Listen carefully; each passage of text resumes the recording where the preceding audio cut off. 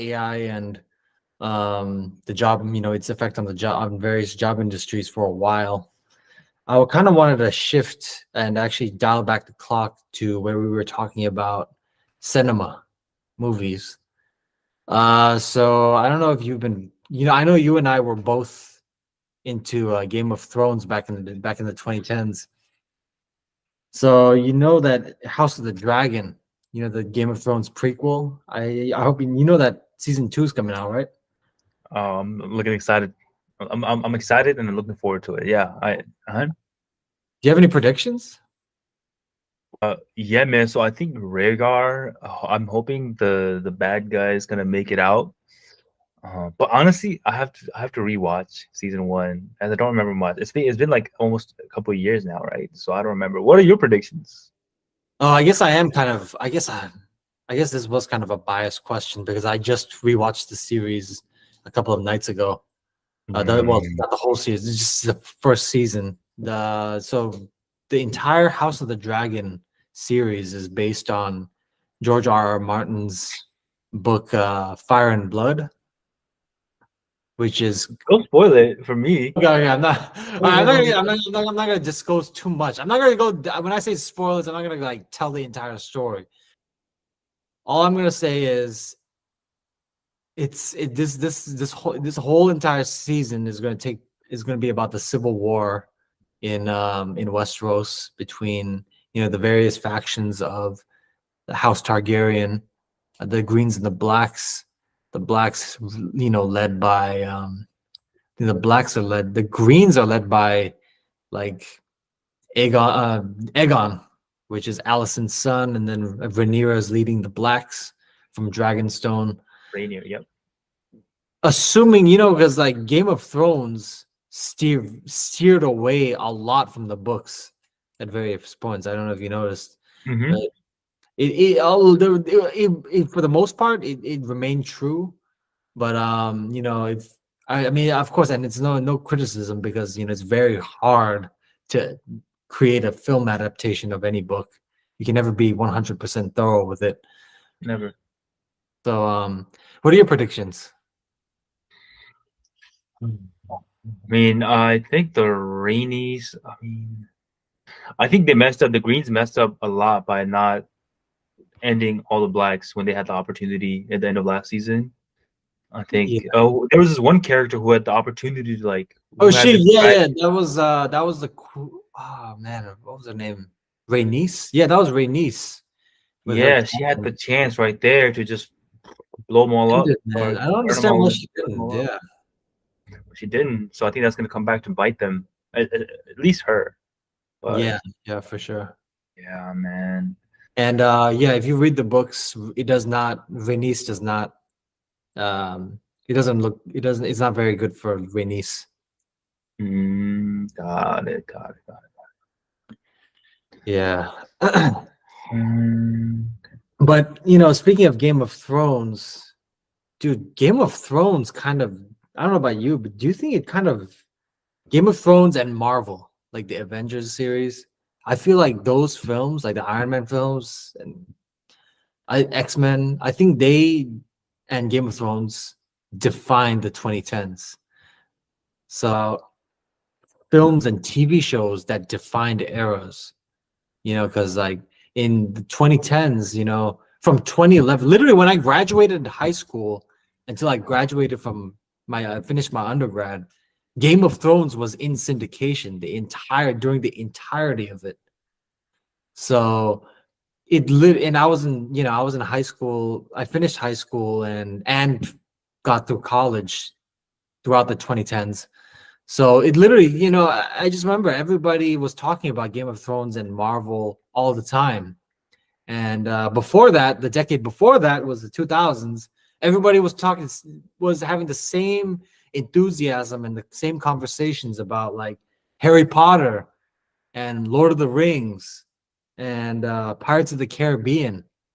So, I mean, and now with this era, the 2020s, it seems like everybody's all about the Godzilla Kong universe.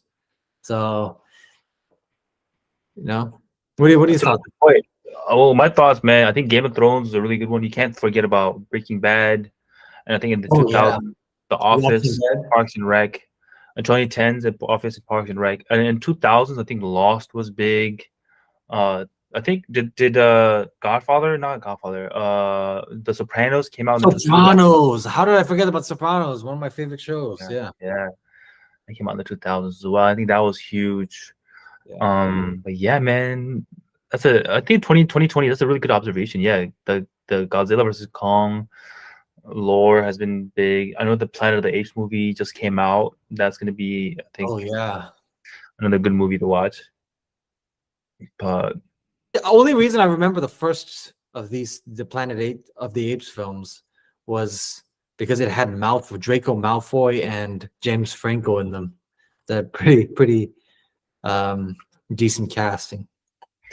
Draco Malfoy, man, way to bring What's it his back. real name? I forgot his real name. Yeah, Rupert something maybe. I'm not sure. Rupert, yeah, I think Rupert. Yeah. Um, I see. Gotcha. Speaking of Harry Potter, do you have a favorite Harry Potter movie? Oh yeah, hands down, I would say it's a tie between Goblet of. It would have to be Goblet of Fire. I think that was the most the most memorable for me. Yeah, always. I think everybody loves like these giant tournament like scenes. I think When after Goblet of Fire, it got started to get dark. But I heard it was also because Mm, Harry Potter kept changing directors or producers. mm, yeah, man, the Goblet. I mean, also got kind of real at the end because I think the uh what was it? Edward Cullen died at the end of the last movie. I don't know the name of the what's his name? Robert Robert Pattinson. Pattinson. Ed will call you. He dies at the end of the movie, and that means that Voldemort is back, right? So, Yeah, so I think naturally the natural course of events, he's still alive. I love it, but, yeah. Just connected the Twilight and Harry Potter universes. You knew what I was talking about, though. No, You I knew totally know what you're talking about. Yeah, it's just funny because I also didn't mention Twilight, and Twilight was also huge in the yeah, 2000s as well. yeah. All right. Can you name at least 3 of the 7 Horcruxes? Oh, Nagini the snake, the Tom Riddle's book diary, and then Harry Potter himself was a Horcrux, right? Or was it? Yeah, you got more. What else you got? What was the other? What was the other Horcrux? I'm putting a Um, timer. 30 seconds. no, those are the only three I can recall. You got the tiara, I think. The tiara. Oh yeah, yeah, Was there a necklace? I think there was a necklace. I believe so. Yeah, I got you. The sword? Is there a sword? One of them? I don't know. Yeah, I think there was a sword, if I'm not mistaken. You know what? Let's just Google it real quick. The 7 Horcruxes. What were the 7 Horcruxes?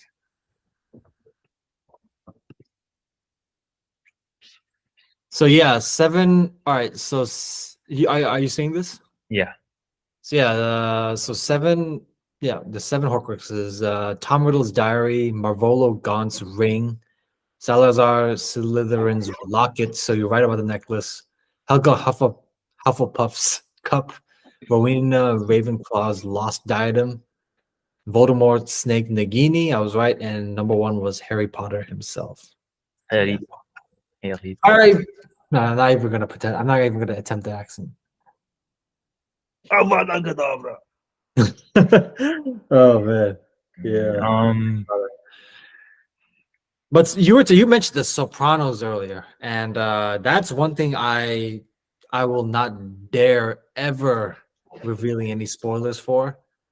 But I will say that's probably one of my all-time favorite shows. I'll give Yeah, I you a heard it reason. had a good ending as well. Like the ending Oh is like no, no, no! Everybody, what are you talking about? Everybody hated the ending. oh, really? I haven't seen it. Everybody hated it. Everybody hated it. Oh, So, dang! Is it a level of par with Game of Thrones? yes, I would say so, but very different ways. Very different ways. It's definitely more real. It's obviously more realistic and Right. relatable. and it's interesting because he's a mob leader. He's like a mobster, like in New Jersey, a mafia Mm. leader in New Jersey, right across from New York City. And but he's so relatable. Like he has everyday, family issues. He's got life issues. He's got everyday problems that like Is he we the all. therapist, right? Is it the point of view of him talking to a therapist, the movie, Yeah, or he the talks to a therapist. Like he's just a normal, relatable, average Joe. He just happens to be a mafia leader, and that's what makes I think that's what kind of made the show so revolutionary, was because up until that point, people had this general idea of the show, like kind of like bombastic, show offy, surrounded by bodyguards, um, gets escorted everywhere, kind of mafia leader, mobster, but the main character of The Sopranos, Tony Soprano, he challenged all that because he's just a normal guy. He's really just a normal guy. His just occupation is different. So that's what made it really changed a lot of people's perceptions. I see. Gotcha. I've heard that. Yeah, I see. Yeah. Oh man. You were talking about Twilight earlier. You said Edward Cullen. Edward Cullen, man. You said I looked like Jacob. I think we. Yeah, yeah, I know. That's what I was getting at right now. I remember I said that you resemble Taylor Lautner, Taylor, Jacob. Jacob. Werewolf. You got those canine characteristics. I'm just kidding. I'm just kidding. Uh, in your sense of determination. Yeah, I like that. I like that. Yeah. Um